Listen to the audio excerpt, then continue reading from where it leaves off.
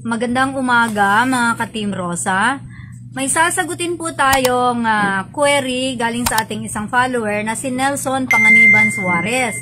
Ang sabi niya, ma'am, mag-upload ka din po sana ng tungkol sa auxiliary lights at MDL. Okay. Ang auxiliary lights po kasi, pwede tayong maglagay sa ating motorsiklo or sa ating sasakyan, pero may mga alituntunin po tayong dapat sinusunod.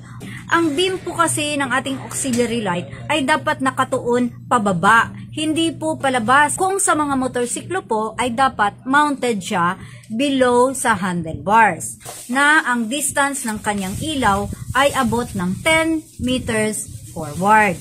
Ang allowed colors lang po niya ay dapat white or amber or yellowish ang color. Yun lang po ang pinapayagan, hindi po tayo pwede maglagay ng auxiliary lights na kulay pula, kulay blue, or kahit na anong pamang kulay maliban dun sa binanggit na kulay yellow or kulay white.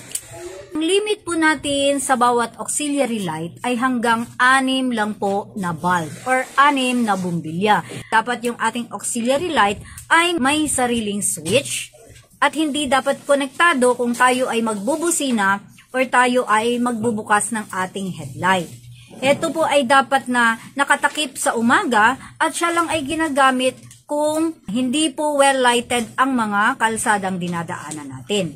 Hindi rin po siya pwedeng replacement sa mga ilaw katulad ng headlights at gagamitin natin as supplementary sa ating ilaw.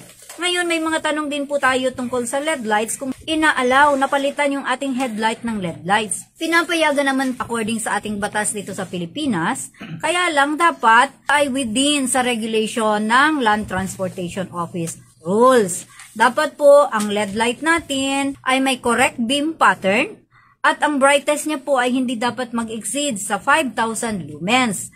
At ang color temperature niya ay dapat nasa pagitan lang ng 4,000 and 6,000 Kelvin para po maiwasan ang excessive glare sa kalsada to ensure ang road safety. Kasi po pag ang ating ilaw ay nakasisilaw sa ating kasalubong, ito po ay nagiging dahilan ng disgrasya.